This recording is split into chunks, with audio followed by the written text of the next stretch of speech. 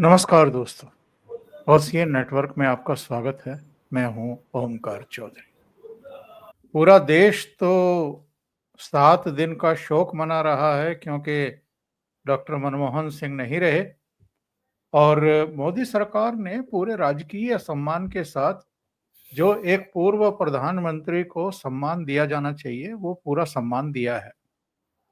उनके रेजिडेंस पे पहुंच के राष्ट्रपति ने भी, उपराष्ट्रपति ने भी, प्रधानमंत्री ने भी, पूरी कैबिनेट ने भी उनको नमन किया था और जब उनकी अंत्येष्टि हो रही थी निगमबोध घाट पर तो वहां भी ये सब थे। राष्ट्रपति भी थी, उपराष्ट्रपति भी, प्रधानमंत्री, पूरी कैबिनेट उनकी वहां पर मौजूद थी। इसके बावजूद 3 दिन तक, 4 दिन तक इन लोगों ने कभी तो उनके स्मारक को लेकर के, कभी निगमबोध घाट पर उनकी अंत्येष्टि को लेकर के वितंडा खड़ा किया, बवाल किया। लेकिन बहुत सारे लोगों का ये कहना था कि उनके प्रधानमंत्री रहते हुए भी उनके लिए अपमानजनक स्थितियां पैदा की कांग्रेस ने। खुद राहुल गांधी ने जब अध्यादेश फाड़ा और जब वो नहीं रहे तो उनकी लाश पर राजनीति करने का इन्होंने एक डर्टी गेम खेला, राजनीतिक फायदा उठाने के लिए और सिखों में भारतीय जनता पार्टी और नरेंद्र मोदी की छवि मलिन करने के लिए। और वो कितने गंभीर हैं मनमोहन सिंह की डेथ को लेकर के। नए साल का जश्न मनाने के लिए इस शोक सप्ताह के बीच ही वियतनाम के लिए रवाना हो गए। ऐसे आरोप भारतीय जनता पार्टी के जो आईटी सेल के हेड हैं अमित मालवीय, उन्होंने लगाया है। तो ऐसे में ये नेता प्रतिपक्ष भी हैं और उस पद की गरिमा और मर्यादा के अनुरूप भी आचरण नहीं करते हैं, लोकसभा में भी और लोकसभा के बाहर भी हमने तमाम तरह की वो चीज देखी है। ये अपनी इन हरकतों की वजह से कांग्रेस को गहरे गड्ढे में नहीं धकेल रहे हैं क्योंकि कहते कुछ हैं, करते कुछ हैं।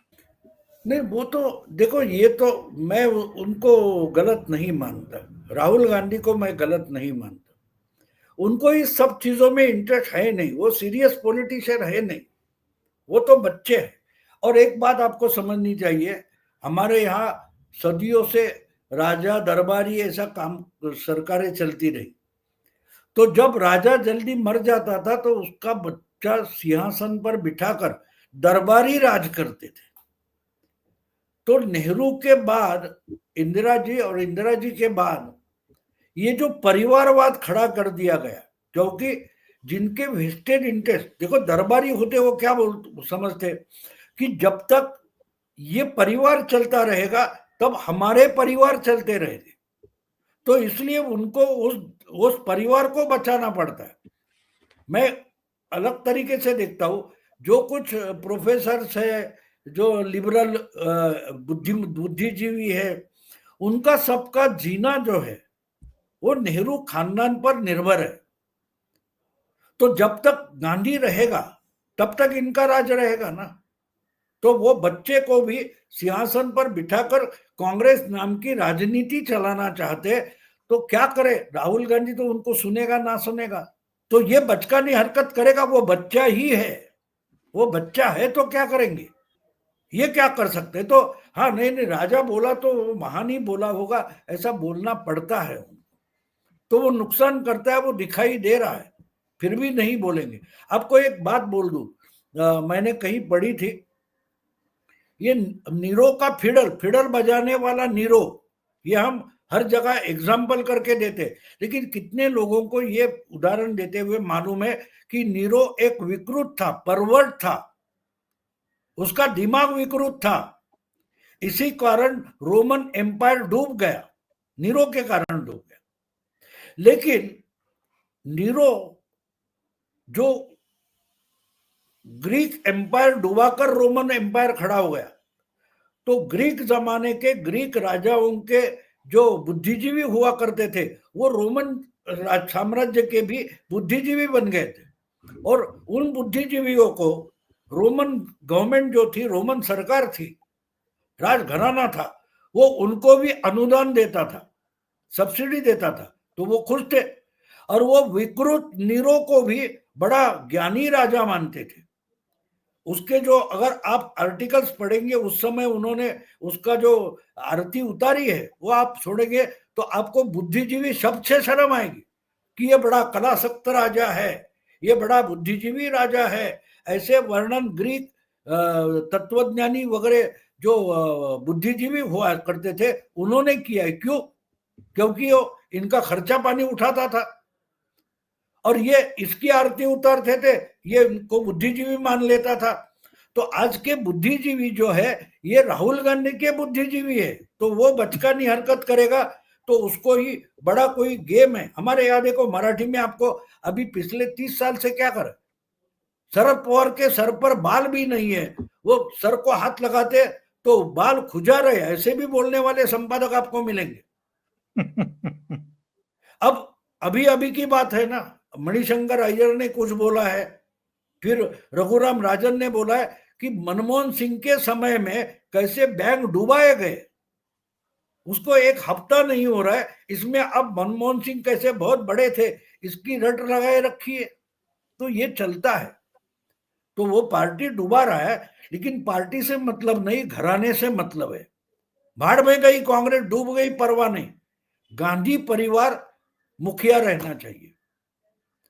तो जब तक इसको हटाने वाला कोई नहीं होता, मुझे याद आता है मैंने किताब पढ़ी थी लास्ट फारोआ करके, इजिप्ट में, इजिप्ट का जो राजा था उसका बेटा था, उसको नाम मुझे याद नहीं आ रहा है, लेकिन उसका जो बेटा था उसको पढ़ाने के लिए फ्रेंच ब्रिटिश टीचर लाके रखे थे। तो वो 16-17 साल का बच्चा उनको धमकाता था, देखो मेरे खिलाफ अगर बाप को कुछ बोलोगे तो आगे मैं राजा होने वाला है, ध्यान में रखो, भूलो मत अगला राजा मैं हूं। तो वो जो अय्याशी करना चाहता था वो करता था, लेकिन वो टीचर राजा को बोलते थे नहीं नहीं पढ़ रहा है वगैरह वगैरह। आगे चलकर ये बात हुई कि राजा और रानी का एक्सीडेंट हो गया इजिप्ट के, और वो एक्सीडेंट में मर गए। तो 19 साल की उम्र में ये राजा बन गया, और ये बचकानी हरकतें जो करना था वो करता था, जो आज राहुल गांधी कर रहे वही वो उस समय करता था। जी तो जी। एक दिन वहां की आर्मी के जो गुट थे उन्होंने बगावत कर दी, जिसका लीडर अब्दुल गमाल नासेर था, उसका साथी था अनवर सादत, जो कुछ साल पहले तक इजिप्ट का, और आर्मी का राज आ गया। तो लास्ट फारो इसलिए बोलते कि वो लास्ट राजा था इजिप्ट का, और आर्मी ने टेक ओवर कर लिया, वो सादत वगैरह हो गया वो बात। लेकिन कहने का मतलब ये है कि वो तो बच्चा था, लेकिन आर्मी जब खड़ी हो गई उन्होंने तख्ता पलट कर दिया। जब तक कांग्रेस में कोई ऐसे ताकतवर लोग खड़े होकर गांधी परिवार का तख्ता पलट नहीं करते तब तक कांग्रेस डूबती ही जाएगी।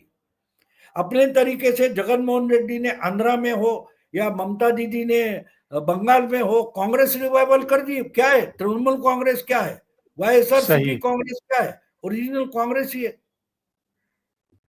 इवन केसीआर भी कांग्रेस की ही हाँ, गर्भ से केसीआर पैदा भी हुआ। कांग्रेस के ही है। इवन बिल्कुल चंद्रा बाबू भी कांग्रेस, युवा कांग्रेस के कार्यकर्ता थे। वो सही है। ससुर ने पार्टी खड़ी करने के बाद टीडीपी में आ गए, नहीं तो वो एनटीआर ने जिसको हराया उस कांग्रेस की सरकार में चंद्रा बाबू नायडू मिनिस्टर थे। शरद कहने का पवार। मतलब ये, जब तक कांग्रेस में कुछ लीडर खंबे जैसे खड़े होकर इनको हटा नहीं देते, हम लेते हैं कांग्रेस, हट जाओ। मुझे याद आता है स्कूल के जमाने में हमने पढ़ा था कि नेहरू एक बार बोले थे कि मेरे बाद कांग्रेस कौन चलाएगा। तो रफी अहमद किडवई ने उनको उसी स्टेज पर से बताया था, उतर जाओ दिखाई देगा कौन चलाता है। तो रफी अहमद किडवई जैसा अगर नेता कोई खड़ा हो जाए तो कांग्रेस संवर सकती है। राहुल गांधी तुम पागल हो, हट जाओ बाजू, ये बोलने की हिम्मत वाला अगर एक नेता कांग्रेस में दिखाओ तो मैं बोलूंगा ये कांग्रेस को रिवाइव करेगा। कठोर भाषा ना बोलते हुए मोदी और शाह ने बीजेपी को बचा लिया ना, बिल्कुल बचा लिया है। तो ऐसा नेता अगर कांग्रेस में ऐसी एक नई फौज खड़ी हो जाती है तो इजिप्ट जैसे, जैसे उन्होंने अब्दुल गमाल नासिर ने इजिप्ट को बचा लिया था, तो ऐसा कांग्रेस को बचाना है तो कांग्रेस के कोई स्ट्रांग लीडर खड़े होने चाहिए, हो जाएगा, कोई बड़ी बात नहीं। बहुत बहुत धन्यवाद भाऊ, ओसीएन नेटवर्क के लिए इतना समय निकालने के लिए और बहुत महत्वपूर्ण मुद्दों पर चर्चा करने के लिए। भाऊ की माने तो अरविंद केजरीवाल बहुत बुरी तरह फंसे हुए हैं और कांग्रेस पार्टी अगर ठीक तरीके से लड़ गई तो इस बार पैर ऊपर को होने तय हैं। बहुत बहुत धन्यवाद भाऊ, थैंक यू सो मच, नमस्कार।